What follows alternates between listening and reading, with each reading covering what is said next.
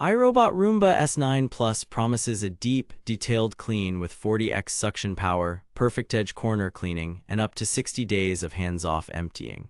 Either we've reached true set-it-and-forget-it cleaning in 2026, or we're buying an expensive noise machine that still leaves a line of dust on your baseboards. On paper, it sounds like the ultimate pet hair assassin with 40% larger dual rubber brushes, imprint smart mapping, and that towering clean base that vacuums your vacuum. But here's the thing. Big claims don't always equal big wins in real homes. I tested the S9 Plus for 3 weeks in a 2-story, pet-heavy household with rugs, cables, and kids' toys, and I have thoughts. I've put the direct link to check current pricing in the description, but before you click anything, let me show you what I discovered after 3 weeks of testing. Here's what the Roomba S9 Plus promises to do. It claims deep, carpet-level extraction with 40x the suction versus Roomba i-Series. It claims hands-off maintenance with automatic self-emptying for up to 60 days. It claims precise room-by-room control with imprint smart mapping, multi-floor maps, clean zones, and keep-out zones. And it claims smarter cleaning over time via iRobot OS, plus voice assistant support and team-up cleaning with the Brava Jet M6 mop.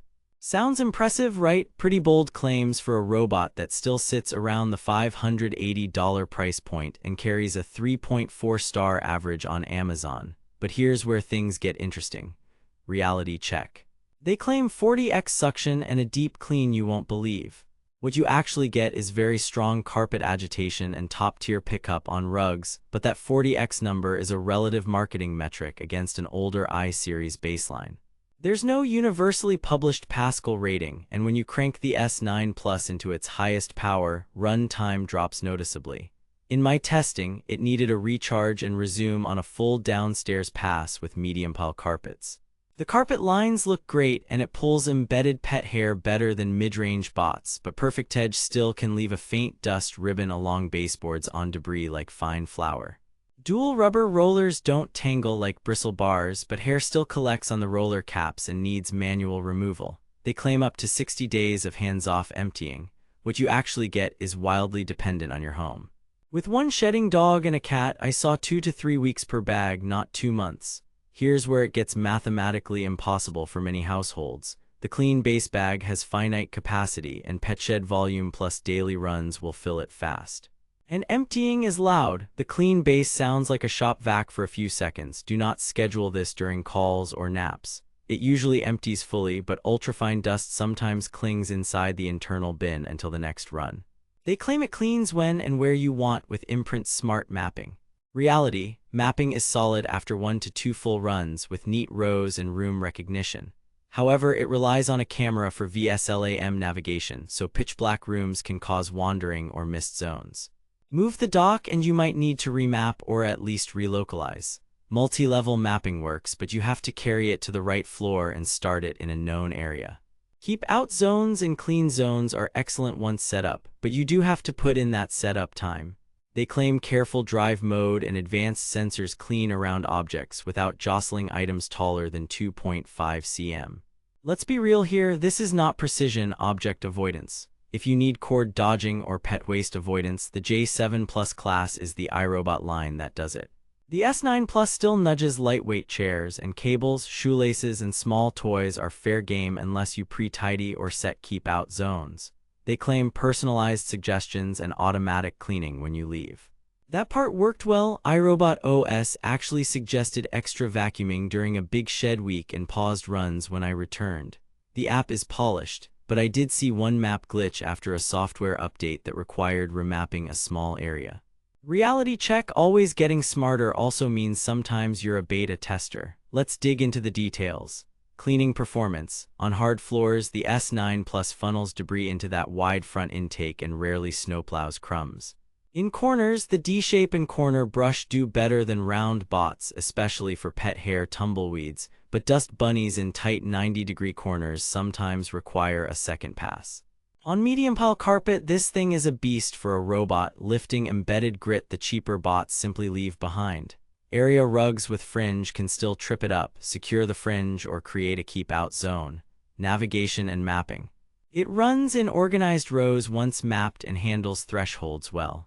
It does not see cords, socks, or small dark objects the way a vision avoidance bot would.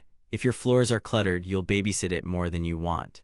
Dark rooms reduce performance because the camera needs ambient light to localize. Multi-floor support is real, but best if you have a secondary dock or consistently start it from known points.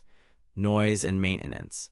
Cleaning noise is noticeable. The S9 Plus is not a whisper bot. The clean base empty is loud for a few seconds. Consumables can add up. Clean base bags, filters, and brush modules are not cheap compared to some competitors. Filters are not true medical-grade HEPA. Plan on replacing bags every 2 to 6 weeks depending on pets, and rollers plus filters every few months to maintain suction. Build quality and extras. The chassis feels premium, the D-shape is purposeful, and the clean base is tall with a decent footprint.